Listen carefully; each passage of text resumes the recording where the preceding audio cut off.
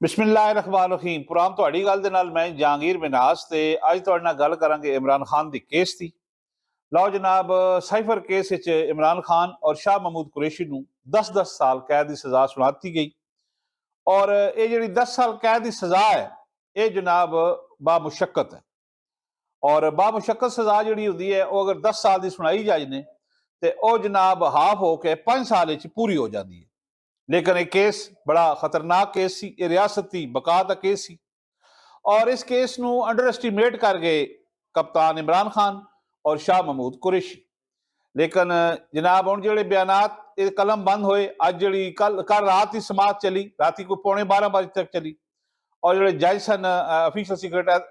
Act अदालत ते अबू अल असनाद जुल्कुलनैन उन्होंने जनाब इन्हां दोवां रहनुमावां ने कहा कि 342 का जिहड़ा बयान है तुसी जनाब ए कापियां ने ते रिकॉर्ड करा दो। इमरान खान ने तो रिकॉर्ड कराया और उस 342 जिहड़ा है ना बयान के मुताबिक 36 सवाल दिते गए इन्होंने, 36 सवालात जिहदा दे इन्होंने जवाब दिते और इमरान खान ने जवाब लिखवाए। इमरान खान को पूछा गया, हाँ जनाब जिन्हें पूरा दसिया ना कि जज साहब आखिर तो सवाल पूछा जी कि इमरान खान साहब सैफर किधर गया, तो उन्हें फरमाया जनाब कि सैफर का तो मैनू पता नहीं।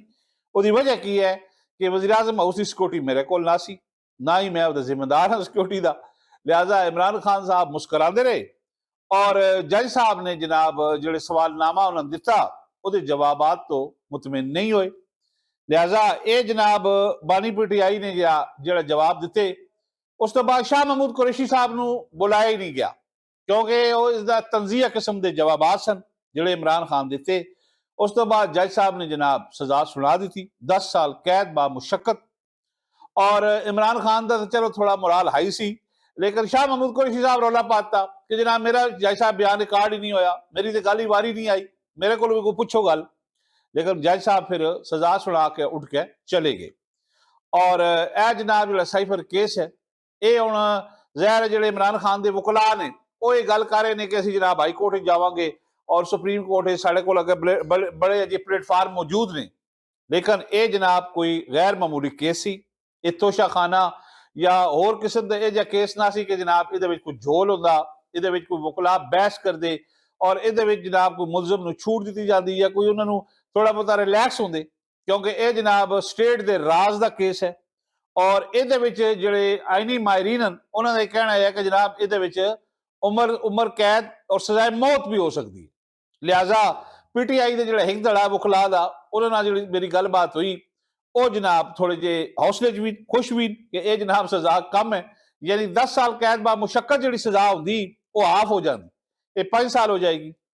लेकिन अजे चूंकि प्लेटफार्म मौजूद है इन्होंने को हाई कोर्ट का सुप्रीम कोर्ट का, लेकिन एक केस वो जो है नहीं कि थले जनाब फौरी तौर पर हाई कोर्ट का जज कह देगा ओहो जी ये बात इधर कर दी, ओ जी वकला पेश नहीं हुए, बहस नहीं हुई। ये बड़ा जनाब क्रिटिकल केस है और इहदा जिहड़ा इंपैक्ट है ये जनाब शाह महमूद कुरैशी और इमरान खान की सियासत का होएगा। हुण इहदी टाइमिंग भी बड़ी मैटर करदी। तुसीं वेखो कि नवाज शरीफ नूं जिहड़ी सज़ा हुई सी 2018 दे विच वो इंतखाबात तो 20 दिन पहले हुई सी, तकरीबन 3 हफ्ते कह लो 20 दिन पहले, और इमरान खान की जिहड़ी अज सज़ा हुई ये जनाब इंतखाबात तो 9 दिन पहले हुई। लिहाजा ये टाइमिंग बड़ी मैटर करदी। हुण इस जिहड़ा फैसला है इस नाल जिहड़े पीटीआई के वर्कर ने जिहड़ा इलैक्शन ते इंपैक्ट होएगा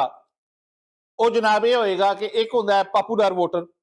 और एक होंदा है ट्रेडिशनल वोटर। यह जो ट्रेडिशनल वोटर है असीं उहनूं कहने जी ये 25 तो 30% होंदा है और ये हर हल्के च होंदा है। ये वो लोग होंदे ने जिहड़े इलैक्शन की हवा वेख के वोट पा दिंदे ने कि जनाब किहड़े पासे सूरत हाल जा रही है या जनाब इन्हां दे ज़हन च गल आंदी है कि वोट ज़ाया तो नहीं करना। लिहाजा ये जो पीटीआई का वोट है हुण तुसीं कह लो 25 तो 30% जो फैनेटिक नहीं है, मुतारक नहीं है, लेकिन चूंकि उन्हें वोट पोल करना लिहाजा ये वोटर जनाब हुण चला जाएगा किसी उस कैंडिडेट की तरफ जिहड़ा कोई विनिंग पोजीशन जा रहा होगा। क्यों कि एक तो इन्हों के जो वोटर ने वो थोड़े डिसार्ट हो गए अज कि ज़ाहिर Imran Khan the main tower personality सी, इमरान खान उनका आइकन सी, वो कहते सी असीं अपने बानी दो साड़ी रेड लाइन है, असीं इस तो पिछे हटना ही नहीं है। लिहाजा हुण वकला दे 3-4 ग्रुप ही हैं पीटीआई दे विच और हर ग्रुप ये दावा करता है कि मैं इमरान खान के करीब हाँ और मैं जिहड़ी गल कर रहा ये जनाब बड़ी मैनू खान साहब ने खास मेरे कन्नां च पाई। लिहाजा उन्हां वकला नूं अवाम का एतमाद हासिल करना भी एक मसला और ਇਹ ਤੁਹਾਨੂੰ ਮੈਂ ਦੱਸ ਦਿੱਤਾ ਕਿ ਟ੍ਰੈਡੀਸ਼ਨਲ ਜਿਹੜਾ ਵੋਟਰ ਹੈ ਉਸ ਵਾਸਤੇ ਇਹ ਹੁਣ ਨਜ਼ਰ ਆ ਰਿਹਾ ਉਸਨੂੰ ਕਿ ਜ਼ਹਿਰ ਇਮਰਾਨ ਖਾਨ ਦੀ ਤੇ ਲੰਮੀ ਹੋ ਗਿਆ ਸਜ਼ਾ, ਲਿਹਾਜ਼ਾ ਉਹ ਜਿਹੜਾ ਫਾਇਦਾ ਹੋਏਗਾ ਉਹ ਜਿਹੜਾ ਤਰੀਕੇ ਲਬੈਕ ਨੂੰ ਪਾ ਦੇਗਾ ਜਾਂ ਕਿਸੇ ਆਜ਼ਾਦ ਫੇਵਰੇਟ ਕੈਂਡੀਡੇਟ ਨੂੰ ਵੋਟ ਪਾ ਦੇਗਾ। ਜ਼ਾਹਿਰ है कि पीटीआई का जो नंबर 1 मुखालिफ जमात है मुस्लिम लीग नून है, लेकिन उसको शायद ना दें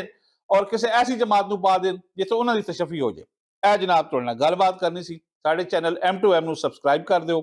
अगर जनाब ਹੁਣ तक ਤੁਸੀਂ नहीं ਕੀਤਾ ਤੇ अगर ਤੁਹਾਨੂੰ ਕੰਟੈਂਟ पसंद ਆਂਦਾ है तो जनाब इसको शेयर भी कर ਦਿਓ। ਮੈਨੂੰ ਦੇ इजाजत, अल्लाह हाफ़िज़ नासर।